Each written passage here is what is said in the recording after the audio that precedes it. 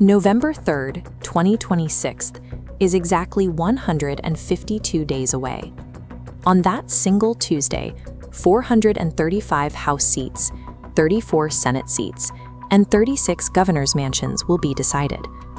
Republicans currently control the House of Representatives by a margin of exactly 2 seats. Out of 435 voting members, the balance of power rests on a 220 to 215 split.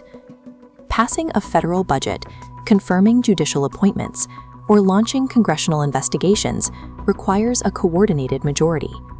If a midterm election flips even one chamber, the legislative process halts. Without mathematical alignment across both the House and the Senate, a sitting president is stripped of their ability to pass new domestic spending packages or push through major tax legislation. The midterm acts as a direct circuit breaker.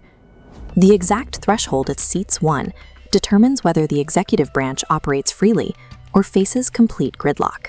For the past 40 election cycles, the party holding the White House has consistently faced a severe mathematical penalty midway through the president's term.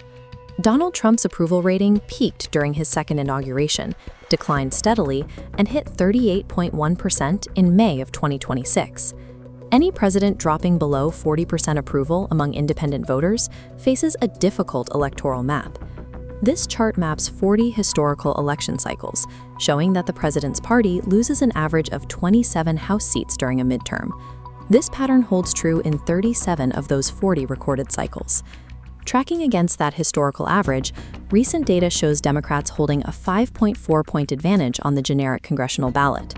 In 6 recent special elections, the actual voting data revealed an average 15-point swing toward Democratic candidates.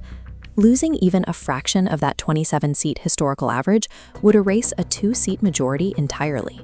The combination of current polling and historical precedent makes a congressional power shift highly probable. The upper chamber operates on a wider margin, with Republicans holding 53 seats to 47. Actual control will be determined by just 7 highly competitive races across the country. Democrats are targeting Republican incumbents like Susan Collins in Maine, who must defend her seat in a state that consistently votes Democratic at the presidential level. Republicans are looking to capitalize in states like Georgia, where Democratic Senator Jon Ossoff won his last race by a narrow margin, and where a high-profile Republican entry could shift the state's balance. Standard polling models struggle to account for structural changes. Open retirements in swing states like Michigan and North Carolina remove the incumbent advantage, while Alaska's ranked choice voting system alters the strategic calculus entirely.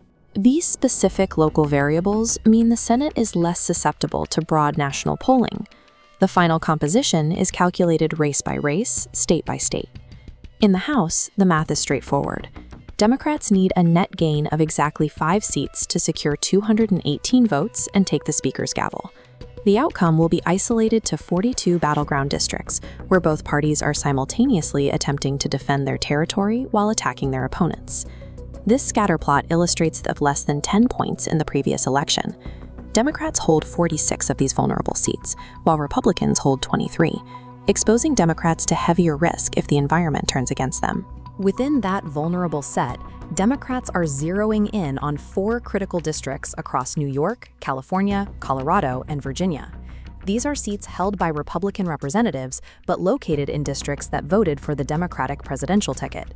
If the current 5.4-point advantage on the generic ballot holds until Election Day, historical projection models translate that to a net gain of 15 to 30 seats, easily surpassing the 5 required to flip the chamber.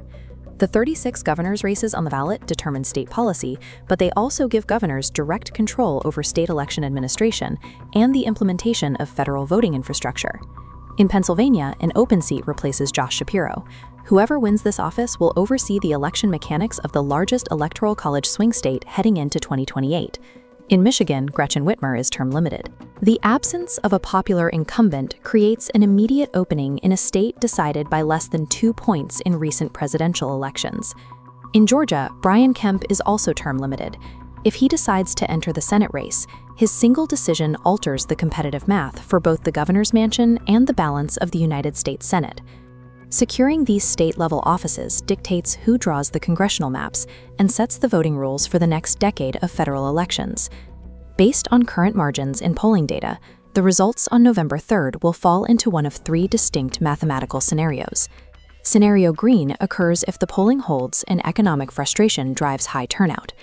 Democrats flip 15 to 20 House seats and gain ground in Maine, North Carolina, and Ohio to force a 50-50 tie in the Senate.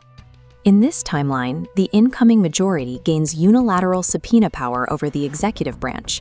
Government funding requires bilateral negotiations, and the current administration's legislative agenda stops completely. Scenario yellow sees Democrats gain just 5 to 8 House seats, while Republicans hold the Senate. This splits Congress entirely, creating strict partisan gridlock. Scenario red triggers if external events improve the political environment for the ruling party. Republicans defend the House, pick up seats in Georgia and Michigan, and solidify control over both chambers. Maintaining full control guarantees the rapid confirmation of federal judges, unhindered agency deregulation, and aggressive modifications to major entitlement programs. These outcomes are defined entirely by the strict arithmetic of exactly how many seats cross the threshold to victory. Polling models consistently struggle with one major variable. Voter turnout typically drops by 20 to 25 percentage points between a presidential election and a midterm. Because millions of voters stay home, the total pool of ballots shrinks. This mathematically magnifies the weight of every person who cast a vote. Participating requires verifying state registration deadlines ahead of time and identifying the specific House, Senate, and governor candidates on your local ballot. Historical data maps the trajectory, and national polls track the current momentum. But the final structure of the American government is determined exclusively by the citizens who show up to vote on November 3rd.